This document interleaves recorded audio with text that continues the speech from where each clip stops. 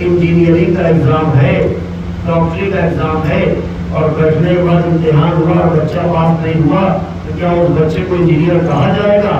کیا اس بچے کو ڈاکٹر کہا جائے گا؟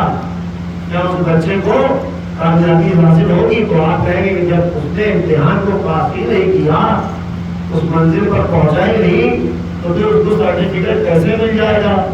اور اسماعیل کو اللہ کہہ رہا ہے ذبح عظیم میں بدل دوں گا. توجہ قرآن کی آیت کے اوپر اللہ کہہ رہا ہے وَفَدَيْنَاهُ بِذِبْحٍ عَظِيمٍ. سورہ مائدہ میں اللہ تعالیٰ نے ارشاد فرمایا کہ اسماعیل ابراہیم ہم اس قربانی کو ذبح عظیم میں بدل دیں گے. اس کا مطلب یہ ہے کہ بدلہ نہیں ہے، بدلیں گے. اس کا مطلب یہ ہے قرآن میں اللہ یہ بتانا چاہتا ہے کہ ابھی تو اسماعیل کو بچا کے ہم نے خواب کو پورا کیا ہے، مگر جب ذبح عظیم کو پورا کریں گے تو پھر محمد کا نواسا کربلا کے میدان میں پہنچ کے اس قرآن کی آیت کو پورا کرے گا. جو ہے ذبح عظیم ہے سرکار امام حسین. ذبح عظیم حضرت اسماعیل نہیں ہے. کیوں؟ آپ قربان ہوتے ہوتے بچ گئے. انہیں امتحان میں بیٹھے اللہ نے قرآن مجید میں کہا فَأَتَمَّهُنَّ یعنی بالبیسٹ کمپلیمنٹ، یعنی پوری مبارکباد کے مستحق ابراہیم اپنے امتحانات میں پائے. مگر پروردگار نے شرط لگا دی کہ دیکھو ہم بدلیں گے. بدلہ ہے نہیں، بدلیں گے. اگر بدلہ ہے کہتا تو اس کا مطلب یہ کہ آج یہ سرٹیفکیٹ اسماعیل کو مل رہا ہے.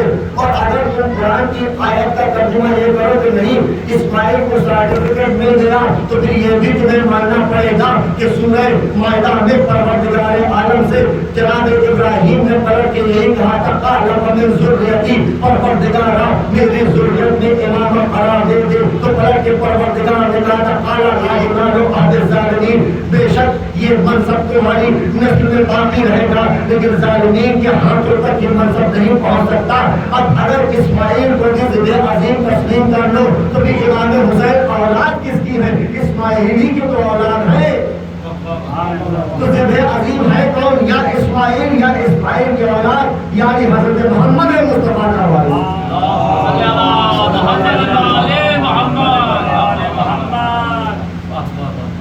اسماعیل کو نکالا. دیکھیے فرق پہچانیے قرآن مجید سے اور کربلا کے میدان. قرآن مجید میں پروردگار عالم نے اس منظر کو مینا کے میدان میں پیش کیا ہے کہ لے کے چلے. مجھے پورا منظر نہیں پڑھنا ہے ورنہ وہ پوری چرانی ہو جائے گی، مگر یہ کہ جب لے کے گئے ہیں تو ابراہیم ایسا نبی جو خلیل اللہ ہے اس کی ہمت جواب دے رہی ہے. شاید اذان ہو رہی ہے، آواز اس میں ہو رہی ہے. ہمت جواب دے رہی ہے. اسماعیل کے ہاتھ پیر باندھ دیے. کیا ایسا نہ ہو کہ پڑھ کے توجہ سنیے گا، نقطہ پیش کرنے جا رہا ہوں. اسماعیل کے ہاتھ پیر باندھ دیے، اپنی آنکھ پر پٹی باندھی. اسماعیل نہ تڑپ جائیں، ہاتھ نہ بہک جائے، چھری ادھر سے ادھر نہ ہو جائے. سارے انتظامات کر لیے ابراہیم نے. یہ ہے ابراہیم.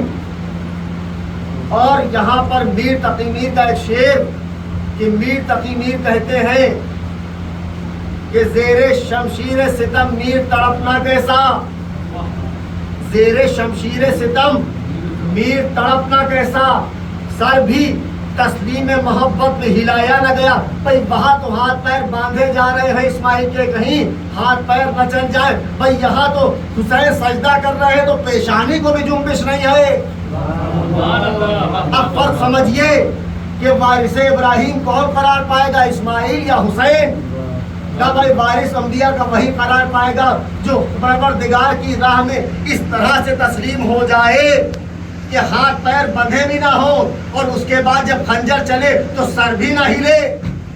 اسے کہتے ہیں عبادت. اب سمجھ لو کہ کربلا کے میدان میں امام حسین نے اللہ کی عبادت نماز کو ایسا محفوظ کیا، اس طرح سے تحفظ کیا کہ کسی شاعر نے ایک شعر کہا. اس شعر کا مفہوم یہ تھا کہ اگر کبھی کسی کے اندر اتنی ہمت پیدا ہو کہ وہ نماز کی تصویر بنائے تو سوائے حسین کے دوسری تصویر نہیں بن سکتی.